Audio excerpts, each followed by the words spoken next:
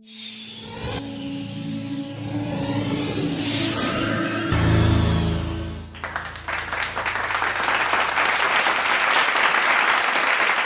haven't always been an artist, and it sounds really nice when somebody calls me that.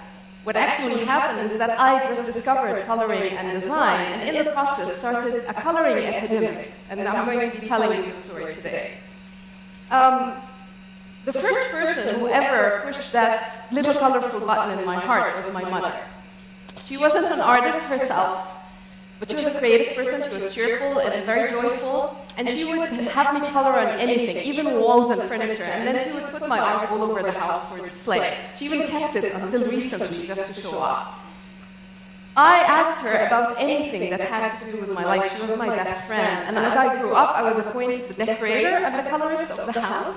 I grew up to be the leading fashion presenter in Egypt in the 90s. I also was a lifestyle editor at one leading fashion magazine. I had my TV show, and I started speaking publicly in local and international events. Recently, I spoke at Harvard and the Swedish Royal Palace and different prestigious places. All the while running back to my mother with my worst problems, like, what can I wear for this important event? You know, the girly problems we all have. So try to imagine what happened to me, what happened to my world when she suddenly left our world. It happened at the worst 10 years of my life, at the end of the worst 10 years of my life, with so many challenges, including my divorce. I had a lot of support from family and friends and even my online followers. I have a big community online, but at the end of the day, there came a time when I had to fend for myself, when I had to find my own feet on my own and learn to live without my best friend. Grief is a very tough test to human resilience. It either makes you or breaks you.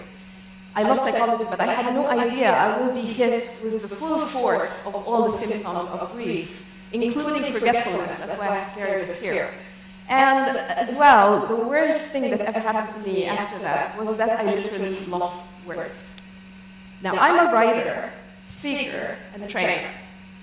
To be unable to articulate my thoughts is a disaster for me, it's torture. But that's what happened to me. For almost a year, I was unable to express myself. I struggled to express myself, which is something I have never experienced before.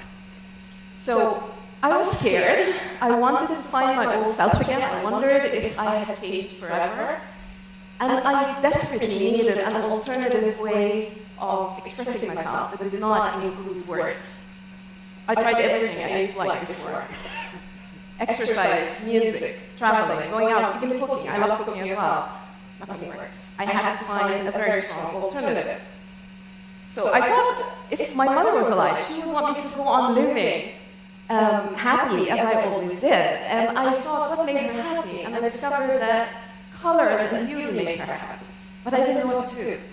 The day I made that realization, I got an email from a friend in New York. She sent me some circular geometric designs. I had no idea what they were. And she thought I would like them. I actually did. And I just stared at them for a long time. I wanted to know how they were made. And then on a whim, I just decided to print one of them and color it. Now, we're a very technological family. We've been using iPads and laptops and smartphones ever since they were invented. So to find coloring pencils in the house was impossible. I kept on looking and looking. And this is the only thing that I found. Okay, so it's all okay. This is what I found. A stubborn pencil. And it actually belonged to my mother. She was the only one who was still using pencils in the house. So, just for fun, I shaded that drawing, and I even added a little bit to the drawing as well. And for fun, I posted it on my Facebook for my followers to have a good laugh. And this is what it looked like. What actually happened is that they loved it, and they asked me how it was made. And they wanted me to show them how it was made, and to show them more. Well, self-help gurus would usually tell you to dream big and aim for the stars and this kind of thing. What I actually do is the total opposite. What I actually do is start small and convince myself I'm doing it just for fun. And then I start producing miracles. Because I start producing professional quality with an amateur's enthusiasm. So every day, I went and bought a box of colors, you know, the little kit stuff, and I started coloring every day, you know, patterns I found online. anything. I colored anything I found online every day. And I started putting it online, and people loved it. And they were giving me the steam with their encouragement to keep on trying. Meanwhile, depression was the national sport in this town. Everybody was depressed, everybody was sad, negative energy was floating in the air, you could almost touch it. People were just exchanging bad news online.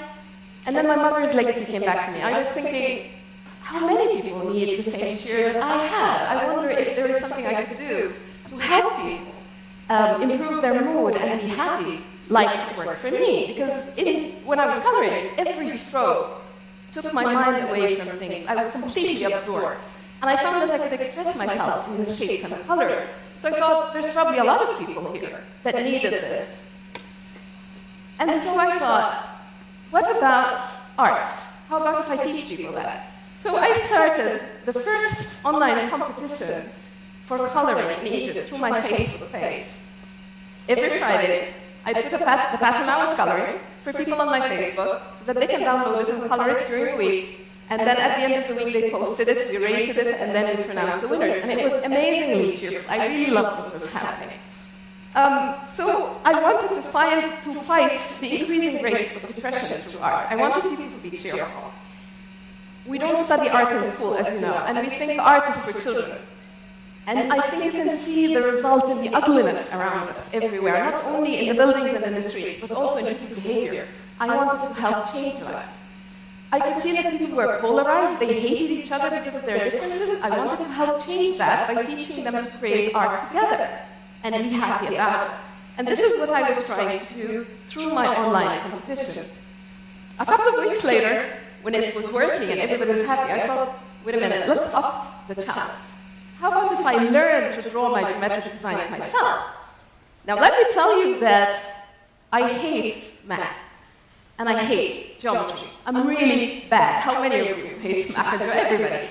So I'm sorry for all the engineers and architects in the audience. So I just hated it. And I thought, this is the challenge I needed, because this is something that is going to take my mind off things and really make me focus more. So I tried. I went online, found a tutorial, and my first attempt was a total disaster. So what I did is post it online, and I told my followers, I failed. Look at my failure. And I was very surprised. They said, I've never seen a successful person share failure with us before. And I told my message to you is, failure is the first step of success. You have to fail to succeed. And if you never failed, it means you've never done anything worthwhile. But now I was stuck. I had my back to the wall. I told the people I was going to be succeeding, and so I had to do it. For 2 weeks, I worked really, really hard, and I finally did it. And in the next competition, we actually used my first real design in the next online contest we had online. This is exactly when I was offered to teach people how to draw geometric design in an art center. So try to imagine, only 6 weeks after putting pen to paper for the first time, I was standing there teaching people. I wasn't proficient enough. They were afraid of art like the rest of you.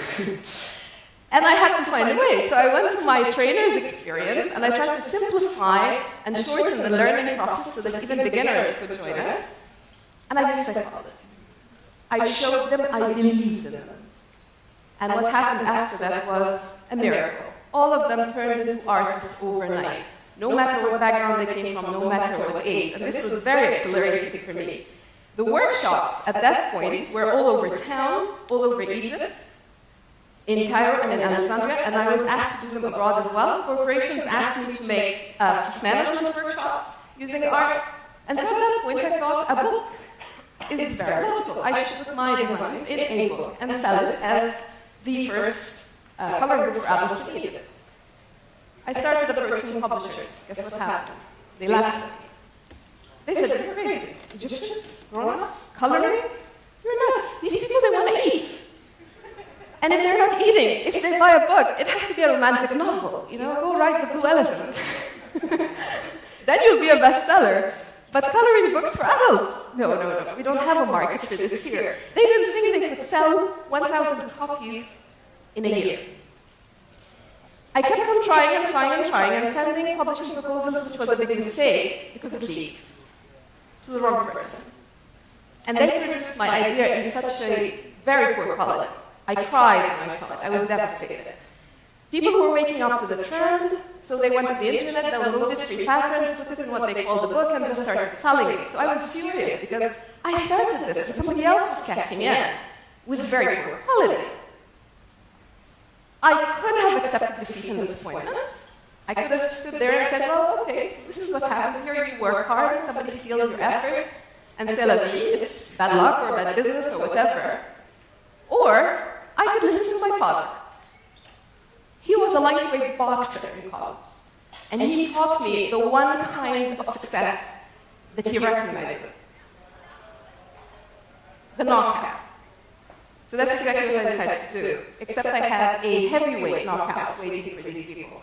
I sat and designed 40 unique designs in my signature style, which you can find online, and this is how the Book of Joy was born. After just 2 months of its release, it became a bestseller. After a few more months, I released part 2, which was also a bestseller. Try to imagine that after 6 months of ever trying to color or design, I was a best-selling author of the first original mandala design coloring book for adults in Egypt and the Middle East. Eventually, I started Cairo Coloring Club as well to gather all those coloring enthusiasts in one place, where we exchanged ideas and tips about coloring, and where my workshops were happening. And I was no longer helping myself here. There were a lot of people involved now, dependent on me. Very different people came to my workshops, very unexpected audience. Senior ladies, can you believe that your grandmother goes to learn geometric design and coloring? Entire families came. The workshop is for adults. They brought their kids anyway, and it was fantastic because they took that spirit home. But my best achievement by far is convincing Egyptian men to try coloring and design. How many of you are willing to do that after this session? Not too many. I also offered my workshop abroad in different corporations and schools and universities. We colored not only in my book, but also on walls and doors and different things. And people sent me amazing stories about how coloring and art had affected their lives. There was a lady, I walked in one of the workshops, one of the women, as soon as I walked in, she said, listen, I hate coloring, I hate art, I came because my friends came. So forget about me, go on, talk to the people, and I'm not going to be listening, I'm not going to be participating. Guess what happened? As soon as I went home that day, I found a message from her on Cairo Coloring Club with a picture of an entire panel in her wall that she had actually doodled and colored herself. I had pictures from doctors and teams of medical teams coloring in between surgeries to be stressed. I got pictures from mothers showing me the entire family sitting around their dining table, and you can see all those things on the Cairo Coloring Club, coloring together as a quality family time instead of just staring at screens together. A cancer survivor sent me that she was using what she learned in the workshop to help women with chemotherapy. So there was this amazing feeling going on, and people were sharing their coloring on Cairo Coloring Club, interpreting my designs in different ways. Psychology professionals can tell you more how stress is released through simple arts and crafts and how that is important for your mental health. What I can do is show you physical proof. I take pictures of people after we finish, and I call it the happy portrait. So right here you're looking at the big smiles that show you very clearly that their mood has changed. There is no question about that. At that point, I had started experimenting with coloring my designs on different mediums, not just paper. And people loved the pictures when I put them on Facebook and Instagram. So I thought, okay, this is when my design label was born, Joy by Sahar El Nadi, for clients who wanted me to color, hand color crafts and things for their homes and their offices and clinics, signed by the artist and tailored to their taste. But then I thought, wait a minute, we don't have a DIY culture here in Egypt. We go to the store, we pay a lot of money, and we buy stuff. We don't sit and do it ourselves. And so I thought this is the level 2 challenge for people who came to my workshops. Let me teach them how to color my designs on different things. So they come to the workshop, they learn how to do it, and then they get more stuff to take home and make things themselves. More fun, a lot more value than anything you buy at the store. I'm actually wearing one of my hand-colored designs right here, something I never imagined I would do only a year before. So after all this, my happiest moment is when my workshop participants come to me with gifts they have made themselves, with their own designs that say things like, "Thank you for spreading joy," or "You made us happy," and things like that. One day, at a bookstore in Cairo, I was very sad because a lot of people were trying to copy my work in poor quality. The store manager took me aside and he said, "Look at this corner with all the adult coloring books that is now a standard feature of all the major bookstores in Egypt. Just think, you started this. And not only did you make many of us rich by selling your book and your products, you actually made a lot of people happy at a time when joy was like a dream in this place." Now that's all the recognition I need. I love my new job. I sell joy.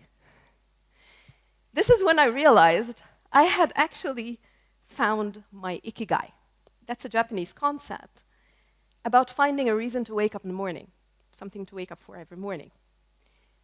And it happens from doing something you love, that people need, and are willing to pay you for it. But how did it happen?